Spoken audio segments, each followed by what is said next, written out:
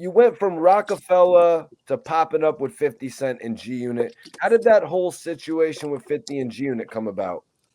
Again, every deal since Select Records, everybody was a fan. So 50 was a fan. And he told me the story that his son kept talking to him about Annie Up, or kept singing Annie Up to him, kept singing Annie Up to him.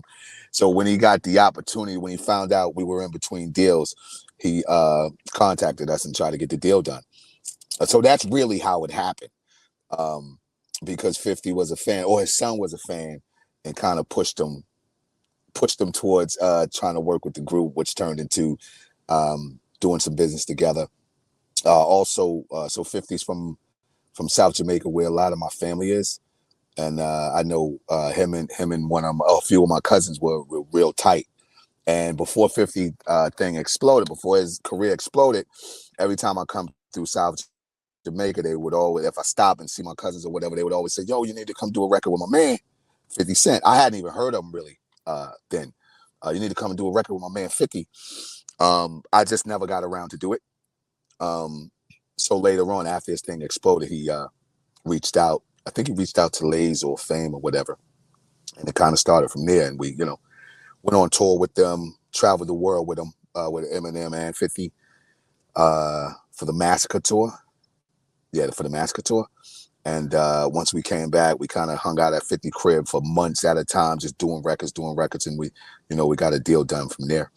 And it was good times with G-Unit. We had a great run with them as far as touring and hanging out and mingling with everybody, with Banks and Buck and Yayo and Olivia, everybody that was over there, Spider Loke, Hot Rod, everybody.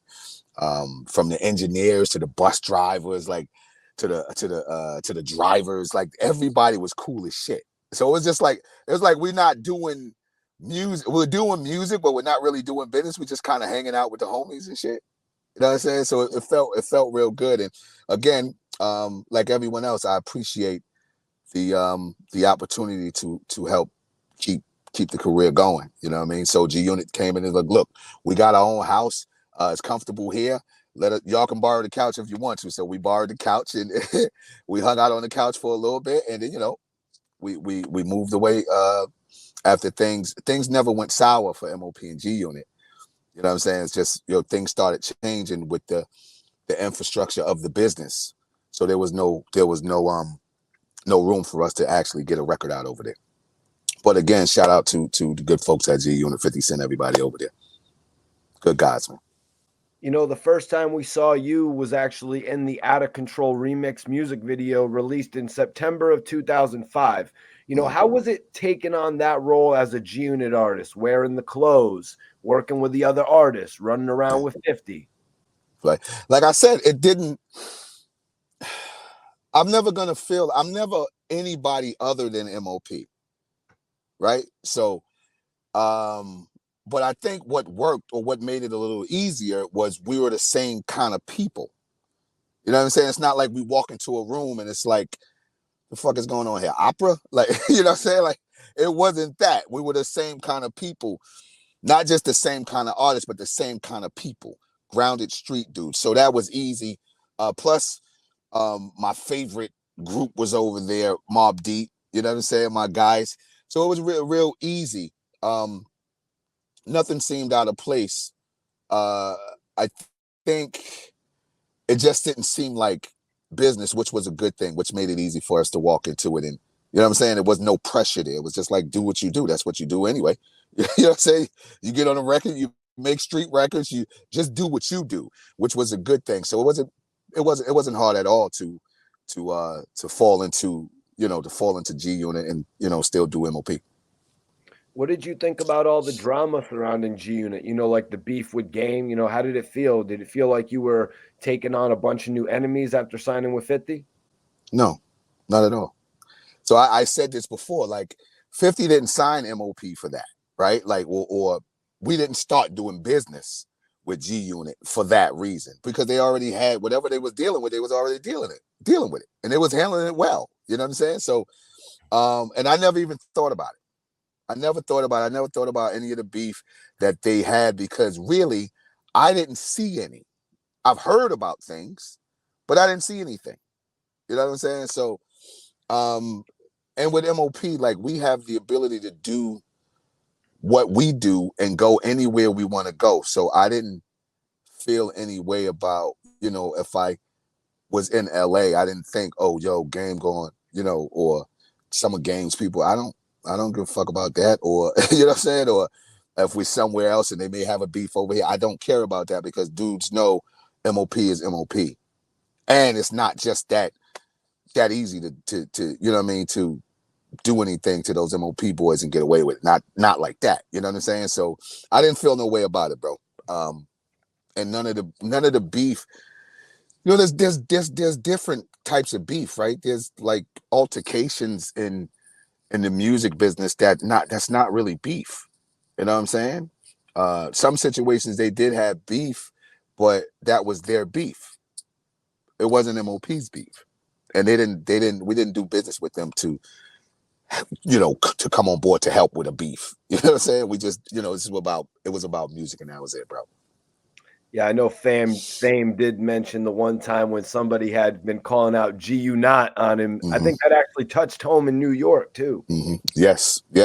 You know what's crazy? We just did, we did a podcast, and I don't know if I could say it, but we did a podcast. I'll say that. And Fame actually explained it there. So the thing about Fame is he's such a genuine dude that if you have an issue with something, like, even I won't even know about it, right? So the reason why he said the next that say G-Unot to me, I'm gonna stomp your ass out with the Gore-Tex beef and broccoli, right?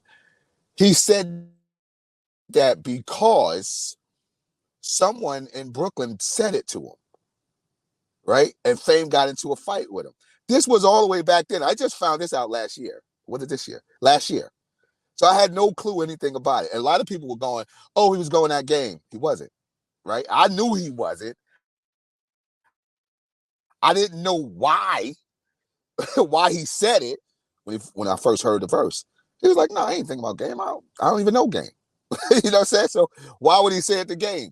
So he said it because he had that situation, I think, like I said, out in Brooklyn, where he got into a little squabble with a dude over it. That's why he said it.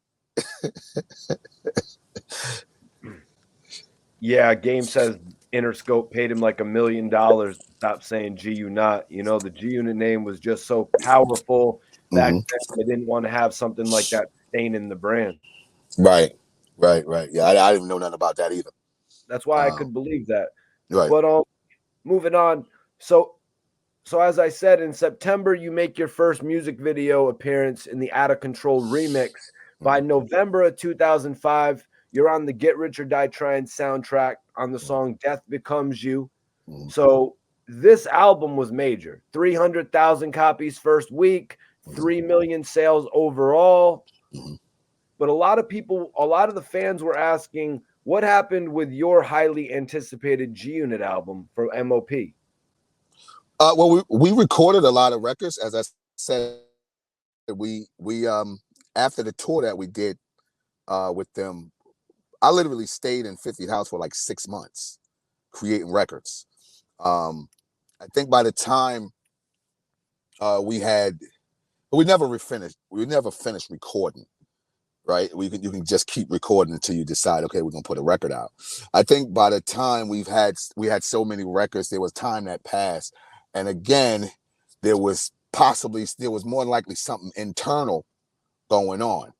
Maybe not within G-Unit, but whatever deal G-Unit may have had with whatever. It's a lot of shit with this business. You know what I'm saying? Like, you never know who's in a good space with who, or what budgets may have caused some kind of conflict or anything like that, which had nothing to do with M.O.P. And I don't know if that's the case, but there was something internal going on there. And like I said, in my opinion, I don't think it was G-Unit inside of G-Unit, but there was something maybe with the G-Unit deal, maybe with management or something, that prevented us from putting the project out. Still, we moved on, right? Put out more projects after that, more records after that. So that I can't really say what the actual problem was, but what was not a problem was for us to move on and keep going and continue to be M.O.P. Could you tell me if there was a project name? Like, did your G-Unit album have a title? Nope, no title. There was because we were just working. We were just working. I thought about this the other day. We did a record that was so fire. We just called it "Oh Shit." Right? It was it was a Stevie Wonder sample. I had never heard this before, and it was the harmonica. The beat was everything was based around that harmonica. It was so funky, it was like everything that you needed in the beat. It was fire. One of the records that we recorded there, a slew of other records, but that one stays in my mind because I had never heard a beat like that, or maybe I have never heard nothing that I clearly knew was a sample of Stevie Wonder's. It was so dope. You know what I mean? But yeah, no title. We never had any title. And it was some records that I think we used that we started to record on G-Unit that we used for the next album, the Foundation album, I believe. Maybe one or two records. Actually, I think Shocks. There's a record we did called Shocks, which once we left G-Unit, we put that on, I forget what label it was, but that next record that we put out, I think Shocks was a record, an idea that I had while we were inside of the G-Unit deal. So yeah, there you go.